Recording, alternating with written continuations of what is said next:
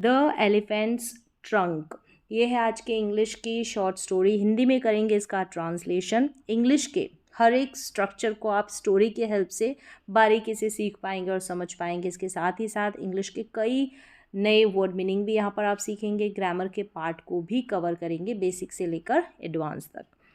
तो चलिए स्टार्ट करते हैं। The elephants trunk. एलिफेंट्स यानी ये अपोस्ट्रोफी लगकर एस, ये पोजीशन को, ऑनरशिप को शो कर रहा है। हिंदी में जो इसका अर्थ जाएगा का, के, की के सेंस में जाएगा। और ट्रंक का मतलब होता है सूंड, हाथी की सूंड। और यहाँ पर ट्रंक जो है एक नाउन है। लॉन्ग लॉन्ग एगो यानी बहुत बहुत पहले। The elephants, the elephants plural है तो हाथियों की बात हो रही है। हैड, हैड जो है पास्ट का जब हम पोजीशन शो करते हैं, किसी के पास कोई चीज़ थी तो हैड का प्रयोग। प्रेजेंट में किसी के पास कोई चीज़ है तो हैज़ हैव का प्रयोग। हैज़, हैव और हैड इनके बाद में जो पोजीशन को शो करते हैं तो इसके बाद में कोई मेन वर्ब नहीं आती है, तो यही जो है हैड यहाँ पर मेन वर्ब का काम करेगा। और यहाँ पर जो अगर हम बॉडी पार्ट्स हो गए, चाहे एनिमल्स के हो चाहे हमारे हो, उनको दिखाने के लिए भी हम हैज़, हैव, हैड का यूज़ करेंगे टाइम के अनुसार, टेंस के अनुसार। तो देखिए हाथियों की क्या, हाथियों के पास हैड, पास था और प्रेजेंट में पास है, ऐसे करके भी हिंदी का अर्थ निकलता है। अ स्मॉल ट्रंक यानी हाथियों के क्या थी, स्मॉल छोटी, ट्रंक सूंड। इट वॉज, इट का जो यूज़ है इट, यानी ये ट्रंक के लिए यहाँ पर इट प्रोनाउन का यूज़ हुआ है। वॉज जो है, वॉज और वर्ब का यूज़ करते हैं, इसके बाद में कोई काम यानी एक्शन वर्ड नहीं होता है, कोई वर्ब नहीं होती है। तो ये क्या है जो करता होगा, जैसे इट है, इट कौन है यहाँ पर, ट्रंक है, तो उसकी स्टेट अवस्था को शो करेगा। इट वॉज नॉट, अब नेगेटिव सेंटेंस है, सिंपल पास्ट का ही ये वाक्य है, लेकिन वॉज के बाद में यहाँ पर देख सकते हैं कोई भी एक्शन वर्ड यानी नाउन नहीं है। इट वॉज नॉट यानी नहीं थी, क्या नहीं थी, ट्रंक। एज और ये एज, इतना या उतना, इस तरीके से हिंदी में इसका अर्थ निकलेगा। बीच में लॉन्ग यहाँ पर एडजेक्टिव, एज लॉन्ग एज मतलब इतनी लंबी जितनी, ऐसे इतनी लंबी जितनी। इट इज़ नाउ, इट यानी ये जो ट्रंक है, नाउ यानी अब जितनी लंबी है ना उतनी लंबी नहीं थी। It was not as long as it is now. ये इज़ और यहाँ पर इज़ भी स्टेट को ही शो कर रहा है, और वॉज भी, ये वॉज पास्ट की बात कर रहा है, इज़ प्रेजेंट की।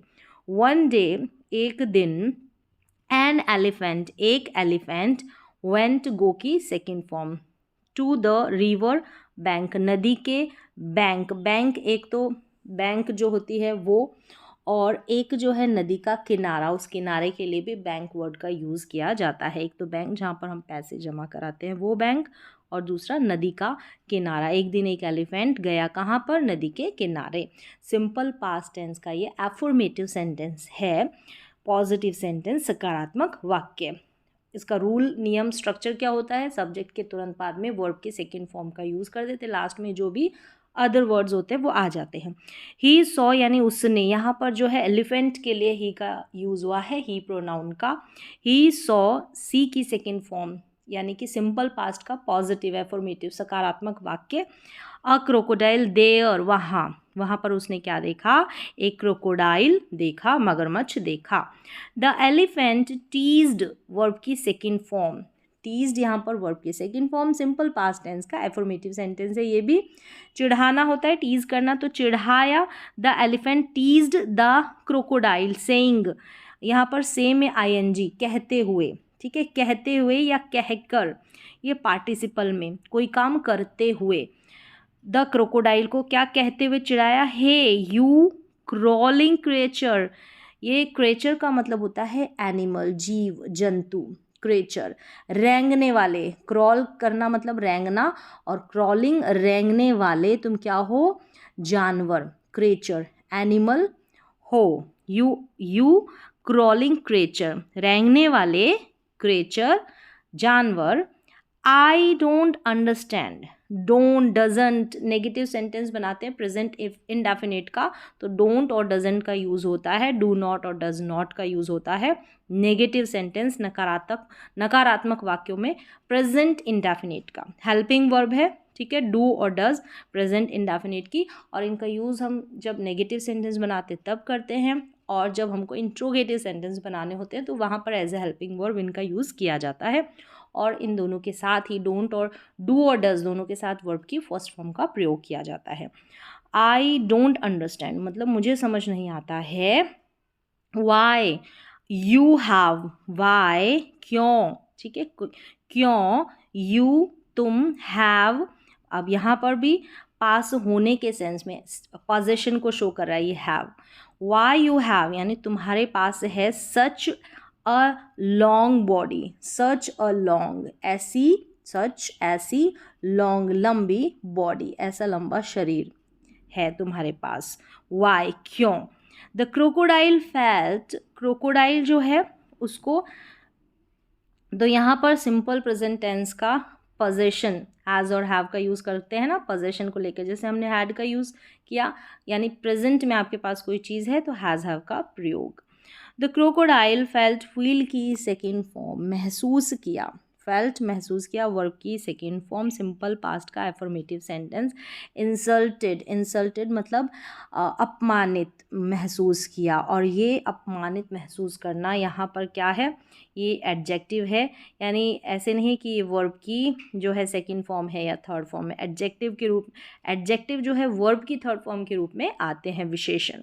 At his words the crocodile felt, जो उसने शब्द कहे ना उसके शब्दों पे उसने कैसा महसूस किया, इंसल्टेड अपमानित, किसने, क्रोकोडाइल ने। एंड लॉस्ट, लॉस्ट यहाँ पर क्या है, ये भी वर्ब की सेकेंड फॉर्म है। लॉस्ट खो देना, हिज टेम्पर, अब lost temper, lost his temper तो उसने अपना आपा खो दिया, लॉस्ट और टेम्पर दोनों का मीन हो जाएगा आपा खो देना, टेम्पर खो देना। Lost his temper so he said, so इसलिए ही इज सैड, उसने कहा बोला, से की second form. Oh I must show, फिर उसने क्या कहा, आई मस्ट शो, देखिए मस्ट मॉडल का प्रयोग हुआ है, कुछ करना होता है वो नेसेसरी होता है या आवश्यक होता है ना, तो वहाँ पर मस्ट ज़रूरी होता है, तो वहाँ पर मस्ट का यूज़। स्ट्रॉन्ग एडवाइस के लिए, हाईली रिकमेंडेशन के लिए, ज़रूर पक्का ऐसा करना ही चाहिए, तो उस सेंस में मस्ट का प्रयोग, तो मस्ट के साथ वर्ब की फर्स्ट फॉर्म। आई मस्ट शो तो मुझे क्या करना चाहिए, मुझे दिखाना चाहिए, दिखाना होगा, चाहिए या होगा दोनों सेंस में इस जो मस्ट वाले सेंटेंसेस होंगे, होगा या चाहिए, दोनों ही सेंस में जो है इन सेंटेंसेस की एंडिंग होगी, होगा या चाहिए। द यूज़ का मतलब यहाँ पर है प्रयोग ऑफ माई बॉडी, तो मुझे क्या शो करना चाहिए, जो मेरी बॉडी का प्रयोग है ना यूज़, वो मुझे ज़रूर पक्का शो करना चाहिए।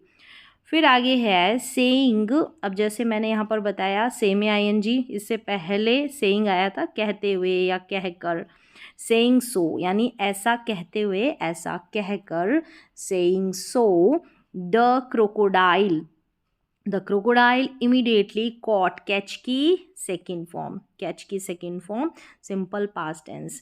जब से में आईएनजी इस तरीके से लग गया, अगर कंटिन्यूस टेंस में नहीं होगा तो वो क्या होगा, पार्टिसिपल होगा इंग्लिश की ग्रामर में, और प्रेजेंट पार्टिसिपल इसको इस तरीके से, ये जो सेइंग है इसको बोलेंगे कुछ करते हुए, कुछ कहकर, कहते हुए, इस तरीके से। तो सेइंग सो ऐसा कहते हुए, सो द क्रोकोडाइल इमीडिएटली तुरंत ही उसने पकड़ा, ठीक है, कैच पकड़ना तो कॉट पकड़ा, द एलिफेंट्स, एलिफेंट की ट्रंक को यानी कि सूंड को, इन हिज किस में, अपने उसके माउथ में, मुंह में, किसने, क्रोकोडाइल ने।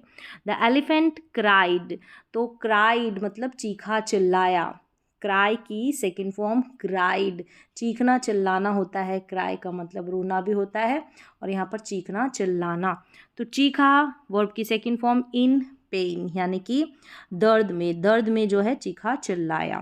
फिर आगे हियरिंग, तो यहाँ पर भी शुरुआत है कि हियर में आईएनजी लग गया है, तो हियरिंग सुनकर, हियर मतलब सुनना, तो सुनकर, ऐसा सुनकर या सुनते हुए, हिज क्राइज, उसके चीखने की जो आवाज़ है वो सुनते हुए, द तो ये हियरिंग हो गया, यहाँ पर सेइंग हो गया, ये पार्टिसिपल है, प्रेजेंट पार्टिसिपल इंग्लिश की ग्रामर में। The other animals, the other animals, और ये जो काम है एडजेक्टिव का ही करते हैं, जो पार्टिसिपल होते हैं विशेषण का ही काम करते हैं।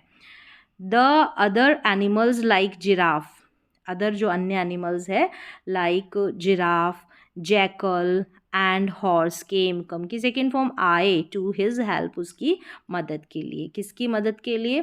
क्रोकोडाइल ने पकड़ा एलिफेंट को तो एलिफेंट की मदद के लिए। दे पुल्ड, पुल करना, खींचना, तो उन्होंने खींचा, पुल, यहाँ पर पुल्ड वर्ब की सेकेंड फॉर्म पुल की, तो खींचा, द सिंपल पास्ट टेंस का affirmative sentence, the elephant.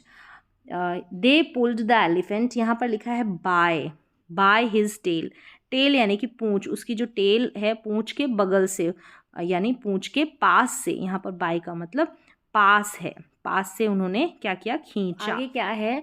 This pulling मतलब यह खिंचाव, दिस पुलिंग यह खिंचाव, फ्रॉम से फ्रंट यानी सामने, और बिहाइंड पीछे से, सामने और पीछे से, कॉज्ड कर लें इसको, कॉज नहीं होगा, डी लगा दें, यहाँ पर डी मिसिंग है, कॉज्ड वर्ब की सेकेंड फॉर्म हो जाएगी caused, simple past tense. Caused का मतलब किसी चीज़ का कारण बनना, वजह होना, वजह बनना। अब क्या वजह बना? ये जो खिंचाव था ना, क्या वजह बना? द ट्रंक का टू बी होना, ट्रंक का होना क्या? स्ट्रेच्ड का मतलब फैला हुआ होना, फैला हुआ होना, ये वजह बना। ये जो स्ट्रेच्ड है ना, ये एडजेक्टिव है, विशेषण है, ठीक है। ट्रंक कैसी है? फैली हुई, तो ट्रंक की विशेषता विशेषण है स्ट्रेच्ड यहाँ पर।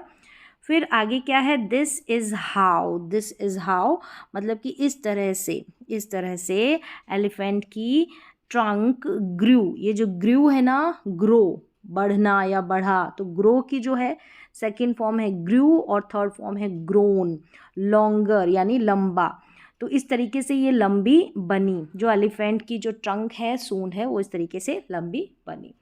तो यहाँ पर मैंने कोशिश की है सारे इंग्लिश के टेंसेस के स्ट्रक्चर को समझाने की। उम्मीद है आपको समझ में आया होगा। ये थी सिंपल सी शॉर्ट स्टोरी।